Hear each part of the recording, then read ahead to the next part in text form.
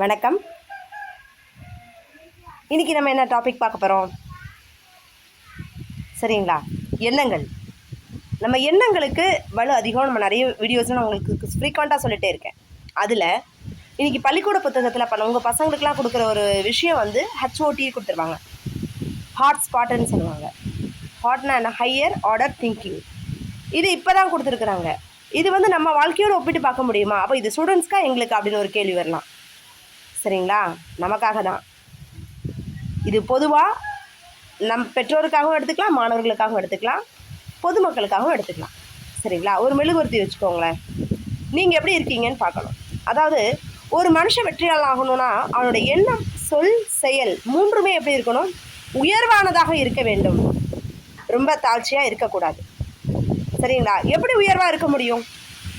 எண்ணம், சொல், செயலில் ஒற்றுமையாக இருக்க முடியுமா?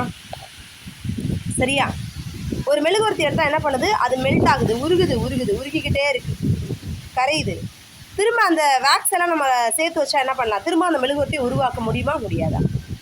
அது என்னென்னலாம் மாற்றங்கள் அடையுது? அந்த மெழுகு உருகும் போது தன்னையே உருக்கி ஒளி கொடுக்குது. இதே போல தான் குடும்பத்தில் உறவுகள் கூட.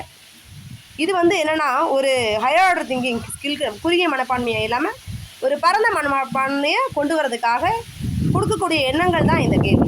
அப்போ ஹையர் ஆர்டர் திங்கிங் அப்படின்னா என்ன? தாட்ஸ்னா என்ன? எண்ணங்கள்னா என்ன?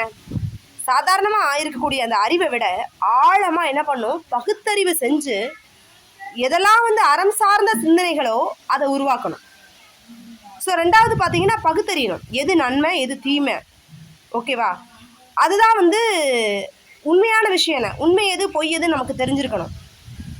அடுத்த அறம் சார்ந்த உயர்ந்த சிந்தனைகள் நமக்குள்ளே இருக்கணும். நம்மக்கிட்ட அன்பு, கருணை இருக்கும். ஒரு பறவையாக இருக்கட்டும், இல்லை எந்த ஒரு ஜீவராசியாக இருக்கட்டும், அதுக்கிட்ட தான் வந்து அன்பு காட்டணும் கூட. பேசிக் அந்த ஒரு குணங்கள் நம்மக்கிட்ட இருக்கணும்.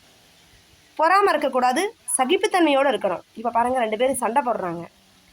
சண்டை போடும்போது சில வார்த்தைகளை வேகமாக கொட்டிடுறோம். அந்த செகண்ட் என்ன பண்ணுறோம்? நம்ம எதுக்கு இவ்வளோ பெரிய சண்டை வந்தது, என்ன காரணம் அப்படின்னு யோசிக்கிறோம். அப்போது அந்த இடத்துல பொறுமையாக இருந்தால், சகிப்புத்தன்மையோடு இருந்திருந்தா ஏதாவது நடக்குமா? கிடையாது தானே? அதுதான் எங்கள் கேள்வி. சரியா? அடுத்து வந்து ஒவ்வொரு தடையும் நம்ம என்ன பண்ணுவோம்? வாய்ப்புகளாக அப்படியே மாற்றிக்கிட்டே இருக்கணும்.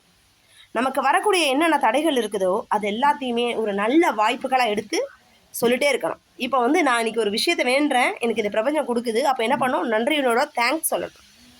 சரிங்களா? செய்வீங்களா? சரி, எனக்கு இந்த உயர்ந்த எண்ணங்கள் வேணும், உயர்குண சிந்தனை வேணும்னா நான் என்ன செய்யலாம்? முதல்ல பாருங்கள், நல்ல புத்தகங்கள் படிக்கணும். நல்ல புத்தகங்கள் படிக்கணும். வாசிப்பு பழக்கம் ரொம்ப அதிகமாக இருக்கணும். அடுத்து வந்து தியானம் பண்ணுங்கள். உங்களை நீங்களே சுய பரிசோதனை செய்யுங்க. சரியா? இன்னொன்று பாருங்கள், நேர்மறை எண்ணங்கள் இருக்கக்கூடிய மனுஷங்களோட மட்டும் நீங்கள் பழகுங்க. நேர்மறை எண்ணங்கள் இல்லாமல் இந்த எதிர்மறை எண்ணங்கள் இருப்பாங்கள்ல, நம்ம வெற்றிக்கு அவங்களே தடையாக இருப்பாங்க. ஃபார் எக்ஸாம்பிள் பார்த்தீங்க அப்படின்னா, நம்ம நினச்சிட்டே இருப்போம், நமக்கு இவங்க நெருக்கமானவங்க தானே, இவங்களுக்கு உதவி செய்யலாம், நம்ம நல்லதாக நினைக்கிறோம். ஆனால் அந்த நபர் வந்து நமக்கு எதிர்மறையான விளைவுகளை கொடுத்து நம்மளுடைய வாழ்க்கையை அழிக்கிறவங்களா இருப்பாங்க. சரியா? அப்போ அது என்ன விஷயங்கள், அந்த செயலை வந்து என்ன மாதிரி யோசித்தா நல்லா இருக்கும்னு நம்ம சிந்தனை பண்ணணும். ஓகே? ஸோ அப்போ அப்படி சிந்தித்து செயல்படும் போது என்ன பண்ண முடியும்? இந்த மாதிரி பிரச்சனைகள்லேருந்து நம்ம வெளியே வர முடியும். புரிஞ்சுதா? நல்ல எண்ணங்கள் இருந்தால் வாழ்க்கையில் நேர முடியும், வலுப்பெற முடியும். மெயினாக அதுதான். சரியா? ஸோ உயர்குண சிந்தனைகளுக்கு என்ன இருக்கணும்? குவாலிட்டிஸ் இருக்கணும். நம்ம அந்த குணங்கள் வச்சுருக்கோமா இல்லையா? உங்ககிட்ட என்ன இருக்குது, உங்களை பற்றி நீங்கள் பகுத்தறிவு பண்ணணும். அறிவு சார்ந்த சிந்தனை எப்படி வளர்த்துக்கிறது, இதுதான் நான் சொல்லியிருக்கேன். கருத்து பிடிச்சிருந்துதா?